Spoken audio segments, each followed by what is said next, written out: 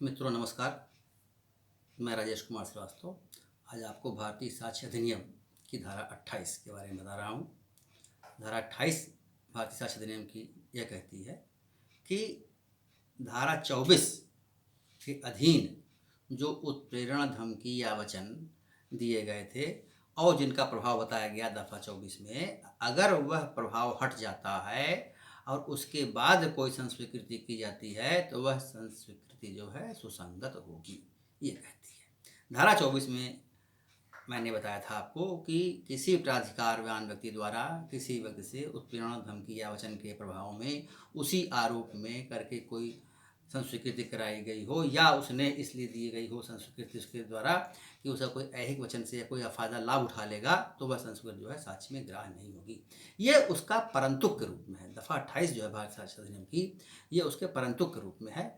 ये कहती है कि अगर ऐसा प्रभाव जो धारा 24 में था, चूँकि इसमें सेक्शन भी लिखा हुआ है 24, 28 में सेक्शन 24 लिखा हुआ है, वो कहता है कि अगर कोई ऐसा प्रभाव सेक्शन 24 में था तो वह प्रभाव पूर्णतः अगर दूर हो गया है, सब उन्होंने यूज़ किया पूर्णतः अगर दूर हो गया है, तो ऐसी संस्कृति जो है वो सुसंगत होगी। पूर्णतः का मतलब ये है कि न्यायालय यह देखेगा कि लेश मात्र का भी, रंच मात्र का भी प्रभाव अगर उसके ऊपर था तो यह जो है माना जाएगा कि वह प्रभाव में दिया गया है और संस्वीकृति साक्ष्य में ग्रहण नहीं होगी, सुसंगत नहीं होगी। सिर्फ इतनी सी बात है।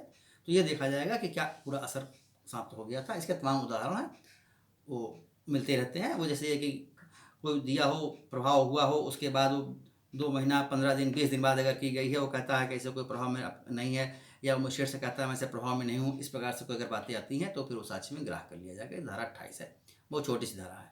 इसके बाद धारा 29 आती है। धारा 29 से कहती है कि कोई भी जो संस्वीकृति है वो अगर अन्यथा सुसंगत है, यानी हर प्रकार से वो ग्राह्य है, हर प्रकार से रिलेवेंट है, तो केवल इसलिए इरिलेवेंट नहीं हो जाएगी कि वह जो संस्वीकृति प्राप्त की गई है वह जो है कोई ऐसी बहला फुसला कर, जैसे ये कि कोई वचन या गुप्त देने का, गुप्त रखने का वचन, या ऐसा कि मैं इसको सच बताने के लिए बाध्य नहीं था, या मैं नशे की हालत में था, अगर इसलिए ऐसे स्वीकृति का उसको जो है ऐसे जो बचाव है ऐसा उसको लाभ नहीं लेने दिया जाएगा और वह जो है संस्वीकृति जो है साक्ष्य में ग्राह्य होगी। सीधी सी बात है। जैसे सपोज थोड़ी देख लीजिए, जैसे एक आदमी से मिला और कहता है कि तुमने मर्डर कैसे किया बता दो, मैं किसी को बताऊंगा नहीं, और उस व्यक्ति ने बता दिया, और बाद में कहता साबित हो, कहते गुप्त रखेंगे, किसी से बताएंगे नहीं, तो ये हमारा ना माना जाए, तो ये उसको बचाव नहीं लेने जाएगा। ऐसे वैसे मान लीजिए किसी ने शराब का नशा करा दिया और पीने के बाद उसने बता दिया, तो वो भी है वैध माना जाएगा और संस्कृति इसकी मानी जाएगी। या कहीं कहीं ये होता है कि साहब इन्होंने मुझको बताया नहीं था कि मुझे नहीं पता था कि मैं इसके लिए आबद्ध हूँ कि नहीं आबद्ध हूँ, तो ऐसी स्थिति में इसको ना माना जाए। तो इस प्रकार के जो बचाव हैं आपको नहीं लेने दिए जाएंगे। उसमें 5-6 कंडीशन दी हुई है, वो साफ साफ बहुत क्लियर है। उसमें कोई ऐसी धारा में ऐसी बात नहीं, इसको बहुत बृहद एक्सप्लेन किया जाए। जो धारा 30 है उसको मैं आपको बहुत विस्तार से पढ़ाने का प्रयास करूंगा, समझाने का प्रयास करूंगा।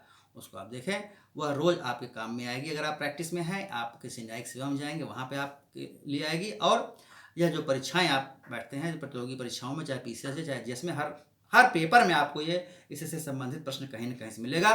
क्योंकि संस्कृत का मैंने पहले ही आपको बताया कि एडमिशन और कन्फेशन ये बहुत ही महत्वपूर्ण है साक्ष्य विधि के लिए। इसलिए आप इस धारा 30 को अच्छी तरह से समझ लें, आपको हमेशा इसका लाभ मिलेगा। देखिए धारा 30 क्या है। धारा 30 में बता रहा हूँ आपको धारा 30 है क्या। धारा 30 यह कहती है कि एक अपराध हो और उस अपराध में एक से ज़्यादा व्यक्ति, यानी दो के बाद कितने भी व्यक्ति हों जिन्होंने अपराध कार्य की, जिनकी भूमिका हो, और फिर तीसरी बात क्या कहती है, उनका ज्वाइंट ट्रायल चल रहा हो, यानी विचारण एक चल रहा हो, और एक ही अपराध से आरोपित हों, एक ही अपराध से आरोपित हों, तो ऐसी स्थिति में एक सह अभियुक्त द्वारा किया गया कन्फेशन और दूसरे को भी की भी भूमिका उसमें बताया जाना कि इनकी भी भूमिका थी इस अपराध को कायद करने में, वह दूसरे सह अभियुक्त के लिए भी और उस व्यक्ति के लिए भी प्रभाव डालेगी। ये इसमें है। इस धारा में कहीं ये नहीं लिखा हुआ है कि जो इस प्रकार की संस्वीकृति आएगी उसका मूल्य क्या होगा, ये नहीं कहता। उसका इफेक्ट क्या होगा, सिर्फ इतना कहता है कि प्रभाव पड़ेगा। प्रभाव कितना पड़ेगा, प्रभाव कैसे पड़ेगा, इसके बारे में साइलेंट है। इसका मतलब जब कोई धारा कहीं साइलेंट हो जाती है तो उसके बारे में समझा जाता है कि इसका आशय ये हुआ कि जो माननीय न्यायाधीश महोदय रहेंगे उन तथ्यों और परिस्थितियों को देख के वो समझेंगे कि इसका प्रभाव इस पर कैसे आना चाहिए।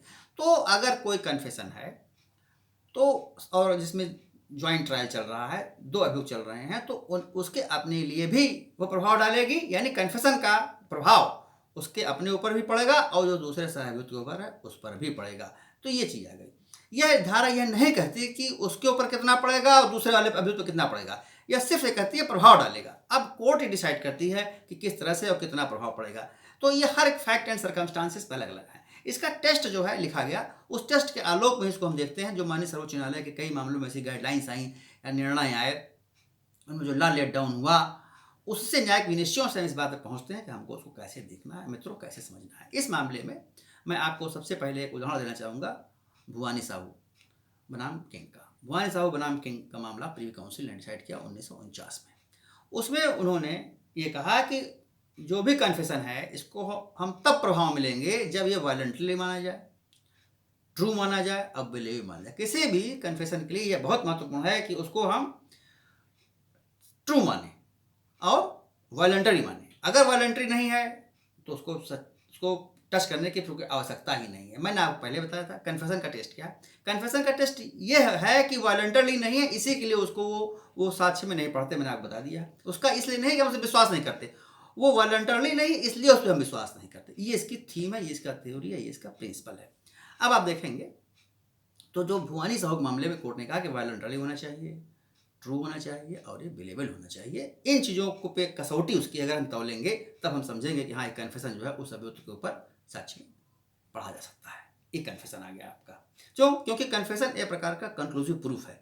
जब कंक्लूसिव प्रूफ है तो इसका मतलब यह है कि उसको रिबट करने वाले कोई अन्य साक्ष्य आपको देने की अनुमति नहीं मिलेगी। तो जहाँ पूरा एक सोल एविडेंस कन्फेशन पे आप लेके कोई कन्विक्शन करना चाहते हैं तो वहाँ पर आपको चाहिए कि आप उसको कॉर्पोरेट कर दें। चूँकि रूल ऑफ कॉशन में पढ़ा चुका हूँ आपको। रूल ऑफ कॉशन ये कहता है कि मात्र एक सजा लॉ है, एविडेंस एक्ट में है कि एक एविडेंस पर भी सजा हो सकती है, लेकिन बेटर है कि उसको कहीं ना कहीं से कॉर्पोरेट करा लिया जाए। क्योंकि अगर वो एग्जीक्यूट हो गया, कैपिटल पनिशमेंट या कोई भी पनिशमेंट अगर एग्जीक्यूट हो गया तो दोबारा अपॉर्चुनिटी नहीं मिलती कि हम किसी भी अभियुक्त को या वादी को उसी स्थिति में ला सकें। इसलिए इसका लॉ का प्रिंसिपल्स आप देखें और समझें इसको। इसी भुवानी साहू के केस को बाद में कश्मीरा सिंह के मामले में कोर्ट ने माना, सर्वोच्च न्यायालय ने माना, चूंकि प्रीवी काउंसिल हट चुकी थी। उसमें 1952 का केस है ये आज भी चल रहा है। कुछ मामलों में इससे जो है डिस्टिंग्विश हो गए हैं आजकल माननीय सर्वोच्च न्यायालय के निर्णय, बहुत सम्मान साथ कहना चाहूँगा। लेकिन कश्मीरा सिंह का केस आप देखें, क्लियर होगी पोजीशन क्या है कश्मीरा सिंह। देखिए कश्मीरा सिंह का फैक्ट बता रहा हूँ आपको। कश्मीरा सिंह एक फूड इंस्पेक्टर था जो मध्य प्रदेश सरकार के अधीन कार्य करता था। उसके साथ एक और फूड इंस्पेक्टर थे। उन दोनों के ऊपर ये आरोप लगा कि वो चावल पॉलिश कराते हैं। चावल पॉलिश कराना उसमें मध्य प्रदेश में बैन था। तो वहाँ का जो फूड अफसर था, इनका जो ऊपर का अथॉरिटी था, उसने एक कंप्लेंट किया। उस कंप्लेंट के आधार पर कश्मीरा सिंह को टर्मिनेट कर दिया गया और दूसरा जो व्यक्ति था फूड इंस्पेक्टर, उसको सस्पेंड कर दिया गया। उसके कुछ दिनों बाद वो जो फूड अफसर था जिसने कार्रवाई की थी कश्मीरा सिंह के खिलाफ और उस फूड इंस्पेक्टर के खिलाफ, उसका एक बच्चा था वो गायब हो गया और उसके बाद बच्चे का शव बरामद हुआ। कोई भी इंडिपेंडेंट विटनेस, आई विटनेस इस मामले में नहीं आया। इसमें गुरबचन सिंह जो था, तो गुरबचन सिंह ने कन्फेस किया। गुरबचन सिंह ने कहा कि हम और मेरे साथ कुछ और लोग और कश्मीरा सिंह, ये लोग बच्चे का अपहरण किए, फिर इसको यहाँ ले गए, फिर वहाँ से उसको हम कश्मीरा सिंह ने उसको ले जाकर मारा, हमारे कस्टडी से ले जाकर कहीं दूर उसको थोड़ी दूर पे मार दिया कश्मीरा सिंह ने और उसके बाद उसका शव फेंक दिया गया। ये आया। तो टेस्ट क्या आया इसमें, रोल देखें। मैंने आपको बताया कि एक ही अपराध उसमें लिखा हुआ है। एक ही अपराध का मतलब ये होता है कि जो अब व्यक्ति कन्फेस कर रहा है वह अपने अपराध की, अपना रोल और जिसके लिए कन्फेस कर रहा है दूसरे को दोष, दूसरे की सेम भूमिका बता रहा है। एक ही अपराध का ये मतलब हुआ। मित्रों ये कहना चाहूँगा, एक ही अपराध का मतलब आप ये ना समझिएगा कि एक ही क्राइम नंबर। जब ज्वाइंट ट्रायल की बात कह दिया तो क्राइम नंबर तो अपने आप ही खत्म हो गया। इसलिए एक ही अपराध किसी भी प्रकार से जो कन्फेस कर रहा है उसकी ग्रेविटी, एक्ट की ग्रेविटी उस व्यक्ति से कम नहीं होनी चाहिए जिसके लिए वो कन्फेस कर रहा है। इसका मैं रीजन बताता हूँ, प्रिंसिपल इसके पीछे लॉजिक क्या है। इसके पीछे लॉजिक क्या है कि आप अपना कन्फेशन इसलिए कर रहे हैं कि आप सजा से बच जाएं, कोर्ट की सिंपैथी आपकी ओर चली जाए, और अगर ऐसे में और दूसरा अपना पूरा भार आप दूसरे पक्ष के ऊपर डाल रहे हैं तो आप कहीं ना कहीं आप लालच की दृष्टि से भी यह काम कर सकते हैं, इसलिए कोर्ट इसको नहीं मानती। वो कहता है कि सेम टू सेम चलना चाहिए। एक चीज़ तो ये होगी। हाँ, इतना है, अगर जिसकी आप ग्रेविटी कम बता रहे हैं, अगर उसकी ग्रेविटी कम है, कन्फेस करने वाले की ज़्यादा है, तब तो पढ़ लिया जाएगा, अदरवाइज वो साक्ष्य ग्रहण नहीं होगी। एक बात।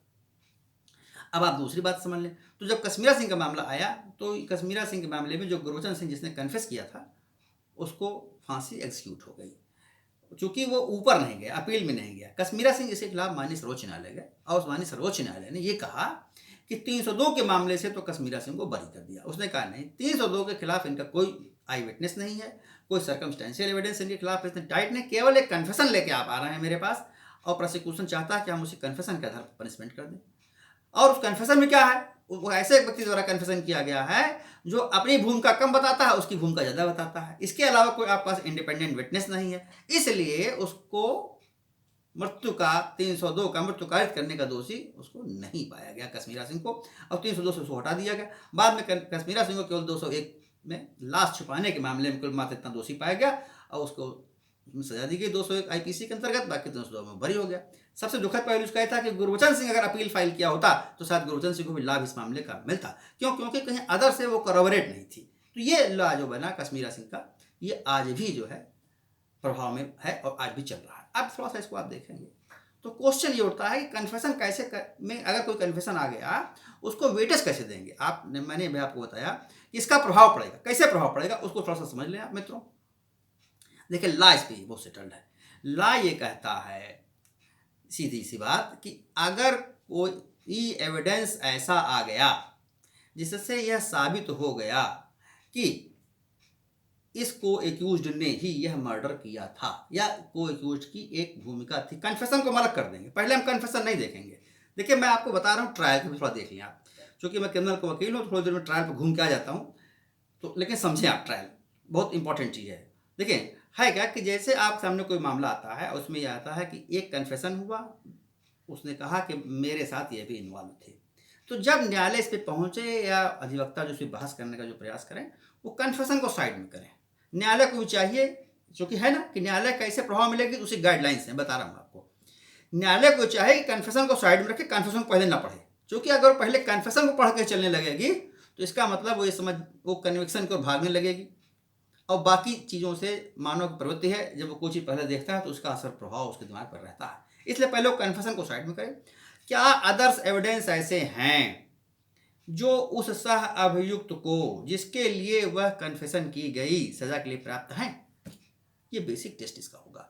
अगर न्यायालय यह पाती है कि हाँ, जो अदर एविडेंस हैं उससे वह व्यक्ति दोषी साबित हो रहा है, जो जिसके लिए कन्फेशन किया गया, सपोज ए कन्फेशन करता है अपने लिए और बी के लिए, तो एविडेंस क्या देखेगी न्यायालय कि क्या ऐसे मामले में ऐसे सबूत हैं कि अगर ए के कन्फेशन को हम ना पढ़ें और बी के खिलाफ सारे एविडेंस को हम पढ़ें तो बी का कन्विक्शन हो जाएगा। अब अगर उसको लगता है हाँ बी का कन्विक्शन हो जाएगा, लेकिन हिचक रहा है, एक रंच मात्र 1% का भी हिचक रहा है कि नहीं, इसमें शायद इस प्रकार की कोई संभावना है, शायद ना भी किया हो, अगर ऐसी स्थिति है कि बस हिचक रहा है, बाकी पूरा कंप्लीट हो चुका है, तो ऐसी स्थिति में वह सह अभियुक्त के कन्फेशन को पढ़ लेगा और वो उसको पूरा कर देगी। 1% की अगर कहीं उम्मीद जा रही है कि हाँ सब कुछ पर्याप्त है, सब कुछ है, बस करबोरेट कराना है, तो उस कन्विक्शन को करबोरेट कराने के लिए जो जहाँ पर वो पहुँच चुका है न्यायाधीश कि हाँ कन्विक्शन का पूरा ग्राउंड इसमें ऑलरेडी एग्जिस्ट कर रहा है, तो उसको करबोरेट कराने के लिए सह अभियुक्त को कन्फेशन को वो पढ़ लेगी। यही उसका प्रभाव है। ये इंपॉर्टेंट चीज़ आप समझें इसको। लेकिन अगर वो सारे मामलों पे विचार करने के बाद यह पाती है, कन्फेशन को साइड में करके, कोई कोर्ट के कन्फेशन को साइड में करके, अगर वह पूरा मामला पढ़ने के बाद, पूरे एविडेंस को देखने के बाद, स्क्रूटनी करने के बाद ये समझती है कि नहीं यह आदमी निर्दोष है, यह इसको सजा के लिए पर्याप्त आधार नहीं पा रहे हैं, तो उस सह अभियुक्त द्वारा किए गए कन्फेशन के आधार पर सजा नहीं करेगी। ये इसका लॉ है, ये इसका कंसेप्ट है। कहने का मतलब क्या हुआ कि अगर वीक एविडेंस हैं जो कि कन्विक्शन के करीब नहीं पहुंच रहे हैं, तो आप कन्फेशन के आधार पर कन्विक्शन नहीं कर सकते। अगर सारा मटेरियल पर्याप्त है, सजा करने के लिए पर्याप्त आधार है, तब आप सह अभियुक्त द्वारा कारित कन्फेशन के आधार पर उसका कन्विक्शन कर सकते हैं। ये लॉ है। मीनिंग देयर बाय कि जो को एक्यूज्ड है उसके लिए यह कन्फेशन जो है कंक्लूसिव इन नेचर नहीं है। जो एक्यूज्ड कन्फेशन कर रहा है अब उसका देख लीजिए, थोड़ा सा बताता हूँ आपको। जो अगर कन्फेशन कर रहा है वो कंक्लूसिव अगर है आप तो भी आप देखें, आप ऐसा नहीं कि उसने अगर कन्फेशन कर ली तो आप सजा कर देंगे, ऐसा नहीं। वजह बताता हूँ क्या है।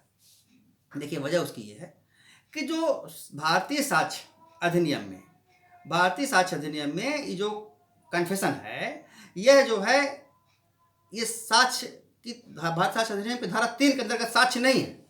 क्यों? क्योंकि ऑन ओथ नहीं, और न वो टेस्टेड है, न वो क्रॉस एग्जामिन्ड है। तो न वो क्रॉस एग्जामिन्ड है, न वो टेस्टेड है, तो उसके आधार पर आप सजा कैसे, न वो ऑन ओथ है, तो उसको साक्ष्य नहीं पढ़ा इन्होंने।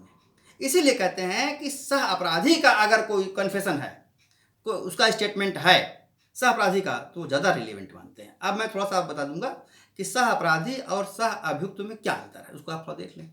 देखिए सह अभियुक्त मैंने आपको बता दिया, जिसका ज्वाइंट ट्रायल हो, साथ साथ ट्रायल हो, एक ही में ट्रायल हो, एक ही अपराध के लिए ट्रायल हो, और दोनों उस आपराधिक मामले में अभियुक्त हो, तो वह सह अभियुक्त है। सह अपराधी क्या है? सह अपराधी यह है कि वह अपराध कारित करने में तो उसकी भूमिका थी, लेकिन पुलिस ने उसको अपना गवाह बना लिया, और उस मामले में मुलजिम नहीं बनाया, पुलिस ने उसको गवाह बना लिया।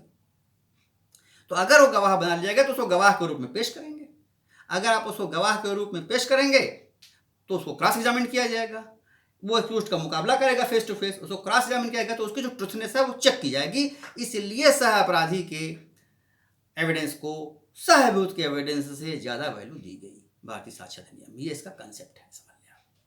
दूसरी चीज़ आपको हम और बता दें मित्रों कि अगर एक 164 या 313 के स्टेटमेंट या 281 CRPC के स्टेटमेंट पे अगर कोई जुडिशियल कन्फेशन भी आ रहा है, तो न्यायालय यह देखेगी कि जो ये कन्फेस कर रहा है क्या यह कन्फेशन सही है, वॉलंटरली है, ठीक है, लेकिन सत्य है कि नहीं है। या अगर सत्य है तो सत्यता पे तब तक नहीं जाएगी जब तक वॉलंटरी पे नहीं जाएगी। अगर वॉलंटरी सही है, देखिए पहला टेस्ट इसका वॉलंटरी है, उसके बाद सत्यता की ओर जा पाए जाएंगे। अगर ये चेक लग गया कि साहब ये वॉलंटरी नहीं थी, तो कितने भी सत्य हो आप उसको साक्ष्य में ग्रहण नहीं कर सकते। ये इंपॉर्टेंट चीज़ आप देखिए। जो व्यक्ति कन्फेसर करता है वही उसके लिए सब्सटेंशियल एविडेंस है, यह उसके लिए कंक्लूसिव भी हो सकती है, लेकिन फिर उसमें वही टेस्ट आ जाएगा। आपको ये चाहिए कि उसको आप कहीं अदर से कॉरोबोरेट करा लें। और बता दें आपको, अगर ऐसा लग रहा है कि कॉरोबोरेट होने से कन्विक्शन इनका हो जाएगा और कन्फेशन इनका सही है, वॉलंटरी है, तो ऐसे कन्फेशन पे सजा हो जाएगी। ये चीज़ आप देखें। तो ये इसका जो मैंने बताया, ये मैंने इसको आपको इसका टेस्ट बता दिया। अब ऐसे और देख लिया, आप और देख लीजिए। प्रश्न ये है कि अगर रिकॉर्डिंग क्या, किस तरह से कन्फेस रिकॉर्ड करेंगे। 164 का जो कन्फेशन होगा वो किस तरह से रिकॉर्ड किया, तो उसमें सबसे जो अच्छा प्रोसेस उसका ये है कि माननीय जो मजिस्ट्रेट साहब हैं उनको सबसे पहले तो देखना चाहिए कि वो प्रभाव न की गई। तो प्रभाव के लिए मान लीजिए पुलिस पकड़ के ले आती है, साहब कन्फेस करना चाहते हैं, तो न्यायालय को उसका 164 उसमें नहीं रिकॉर्ड करना चाहिए, क्योंकि वो वॉलंटरी नहीं होगा, ये प्रजम्पशन होगा।